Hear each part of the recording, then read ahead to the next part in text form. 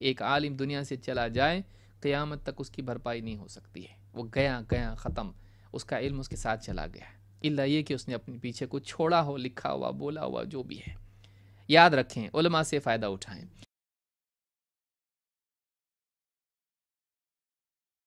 علماء کے دنیا سے اٹھائے جانے سے پہلے علم حاصل کرنا چاہیے۔ یہ بھی ایک قسم کی جلدی ہے کہ علماء آج ہیں اور ان کی مجالس موجود ہیں، وہ موجود ہیں، سوال جواب کے لیے موجود ہیں، ان کی مجلس میں دروس کے لیے موجود ہیں، آج ہیں وہ کل نہیں، کوئی بھی ہمیشہ رہنے کے لیے نہیں آیا۔ انبیاء بھی آئیں، دنیا سے چلے گئے، ان کے بعد صحابہ، تابعین، تبع الاتباع، اور اس طرح سے سارے لوگ اہل علم دنیا سے گئے۔ آج جو اہل علم ہیں وہ بھی جائیں گے، کسی کے لیے اللہ تعالیٰ نے ہمیشگی نہیں رکھی ہے۔ لہٰذا خوش قسمت آدمی وہ ہے جو علماء کی زندگی میں ان کی صحبت اور ان کی مجالس اور ان سے تعلق کے ذریعے سے اپنے ایمان کو اور اپنے علم کو بڑھائے، ان سے پوچھ کر، ان کی نصیحت کے ذریعے سے، ان کے واعظ و نصیحت سے اور ان کے علمی دروس کے ذریعے سے ان سے علم حاصل کر لے، کیونکہ عالم کے پاس کتاب کا بھی علم ہوتا ہے اور اس کا تفقہ بھی ہوتا ہے۔ کتابیں تو باقی رہ جاتی ہیں، عالم کا تفقہ اس کے ساتھ چلا جاتا ہے، اس کو یاد رکھیں۔ قرآن و سنت میں غور کر کے فلاں مسئلہ پیش آیا، اس میں اجتہاد کر کے فیصلہ دینا، یہ تو عالم کے قلب میں ہوتا ہے۔ وہ جو صلاحیت اور وہ غور و فکر جو اس نے قرآن و سنت میں کیا ہے، وہ اس کے قلب میں مقید ہے، اگر لکھ دیا تو لکھ دیا، اگر نہ لکھا ہو تو اس کے دل میں ہے۔ تو علماء کئی دنیا سے چلے جاتے ہیں، بعد میں مسائل پیش آتے ہیں اور افسوس قوم کرتی رہتی ہے کہ کاش وہ ہوتے، آج تو ان مسائل کے لیے کچھ بولتے اور ہمارے لیے رہنمائی ملتی ہے۔ بڑے بڑے علماء دنیا سے چلے جاتے ہیں، اور امت کا المیہ یہ ہے کہ قدر جانے کے بعد آتی ہے، بلکہ انسان کا المیہ ہے، چھوٹی چھوٹی چیز ہو یا بڑی سے بڑی چیز بھی ہو، جب تک پاس موجود ہوتی ہے انسان کو اس کی قدر نہیں ہوتی ہے۔ جب چلی جاتی ہے تو ہر آدمی مرثیہ لکھنے کے لیے بیٹھ جاتا ہے کہ فلاں تھے، بہت بڑے تھے، عظیم الشان تھے، چلے گئے، اتنا بڑا خسارہ امت کا ہے اور اتنا بڑا نقصان امت کا ہے۔ جب تھے تو نے کتنا فائدہ اٹھایا؟ فلاں آدمی، نوجوان ہو یا جو بھی ہو، لوگ عام ہی ہو یا جو بھی ہوں، کہتے چلے گئے، اب کتنا بڑا نقصان ہو گیا۔ جب تھے تو نے کتنا فائدہ اٹھایا ان سے؟ بیٹھتا تھا ان کے درس میں، پوچھتا تھا سوالات ان سے، پڑھتا تھا ان کی کتابوں کو، کیا کیا تو نے ان سے فائدہ اٹھایا؟ تو یہ بڑا مسئلہ ہے امت کا کہ اہل علم جب دنیا میں ہوتے ہیں ان کی قدر نہیں ہوتی ہے، دنیا سے چلے جاتے ہیں، افسوس کو اپنے لیے بھرپائی سمجھنے لگتے ہیں کہ ہم جتنا افسوس کریں گے گویا کہ اس کی بھرپائی ہو جائے گی۔ بھرپائی نہیں ہو سکتی ہے۔ ایک عالم دنیا سے چلا جائے قیامت تک اس کی بھرپائی نہیں ہو سکتی ہے، وہ گیا گیا ختم، اس کا علم اس کے ساتھ چلا گیا، الا یہ کہ اس نے اپنے پیچھے کچھ چھوڑا ہو، لکھا ہوا، بولا ہوا، جو بھی ہے۔ یاد رکھیں، علماء سے فائدہ اٹھائیں۔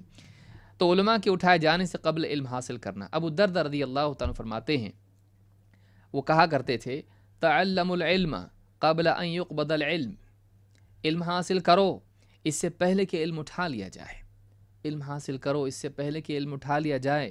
وقبضه ان يذهب باصحابه، اور علم کا اٹھایا جانا یہ ہے کہ علم والوں کو اٹھا لیا جائے، علم کے برتن علماء وہی اٹھا لیے جائیں، علم کے حاملین اٹھا لیے جائیں۔ العالم والمتعلم شریکان فی الخیر، فرماتے ہیں کہ عالم اور عالم سے علم سیکھنے والا دونوں کے دونوں خیر میں شریک ہیں، وہ علم کے سیکھنے سکھانے میں لگے ہیں، دونوں خیر لوٹ رہے ہیں، سمیٹ رہے ہیں۔ وسائر الناس لا خیر فیہم، ان کے علاوہ سارے جتنے بھی لوگ ہیں ان میں کوئی بھلائی نہیں ہے، ان میں کوئی بھلائی نہیں ہے۔ آدمی اسی لیے یاد رکھے، ہم یا تو وہ بنیں جو سکھانے والے ہوں اگر اللہ نے علم دیا ہے، یا پھر ہم وہ بنیں جو سیکھنے والے ہوں۔ اگر آدمی نہ سکھانے والا ہے نہ سیکھنے والا ہے تو ابو الدرداء رضی اللہ تعالیٰ فرماتے ہیں، وَسَائِرُ النَّاسِ لَا خَيْرَ فِيهِمْ، معلوم ہے کہ جو اپنے آپ کو علم اور اہل علم سے منقطع کر لے اس میں کوئی خیر نہیں۔ میری بات کو یاد رکھیں، جو آدمی اپنے آپ کو علم دین سے اور اہل علم سے، دین کا علم رکھنے والوں سے کاٹ لے، ان سے الگ ہو جائے، دور ہو جائے، اس میں کوئی بھلائی نہیں ہے۔ تو کہتے ہیں کہ وسائر الناس لا خیر فیہم، اور فرماتے ہیں ان اغنى الناس رجل عالم افتقر الى علمه فنفع من افتقر الیہ، کہتے ہیں لوگوں میں سب سے زیادہ غنی شخص وہ ہے جو ایک عالم انسان ہے، اور اس سے لوگوں کو اس کے علم کی ضرورت پڑے تو انہیں جو بھی علم کا محتاج ہو اسے علم سکھائے۔ سارے لوگوں میں سب سے غنی شخص کون ہے؟ عالم، کہ لوگوں کو اس کے علم کی احتیاج ہو، ضرورت ہو تو انہیں علم سکھائے۔ وَإِنِ اسْتُغْنِيَ عَنْ عِلْمِهِ نَفَعَ نَفْسَهُ بِالْعِلْمِ، اور اگر لوگوں کو اس کی کوئی ضرورت نہ ہو، اگر لوگوں کو ضرورت ہو تو سکھائے، لوگوں کو اس کی کوئی احتیاج نہ ہو، مثلا کئی علماء ہیں اور لوگ دوسروں سے علم حاصل کر رہے ہیں، اس کی ضرورت نہیں محسوس کر رہے ہیں یا اس سے اعراض کر رہے ہیں، تو فرماتے ہیں کہ نفع نفسہ بالعلم، وہ اپنے آپ کو اس علم سے نفع پہنچاتا ہے۔ لوگ سیکھیں تو لوگوں کو پہنچاتا ہے، اور اگر اس سے کوئی سیکھنے والا نہ ہو، لوگ اس کو چھوڑ دیں، نظر انداز کر دیں، تو وہ اپنے آپ کو اس علم سے فائدہ پہنچاتا ہے، تدبر و تفکر کے ذریعے، خشیت و محبت کے ذریعے اللہ سے، اور اسی طرح سے اس کی تعمیل کے ذریعے سے، اس کی تجدید کے ذریعے سے۔ الذی وضع اللہ عز وجل عندہ، جسے اللہ تعالیٰ نے اس کے پاس دیا ہے، رکھا ہے۔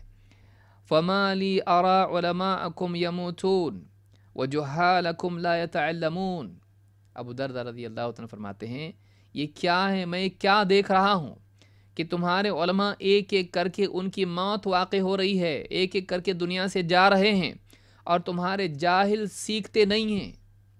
میں کیا دیکھ رہا ہوں، یہ کیا برا منظر ہے کہ علماء دنیا سے ایک ایک کر کے جا رہے ہیں، اور جہال ان سے علم حاصل نہیں کر رہے ہیں، علم سیکھ نہیں رہے ہیں۔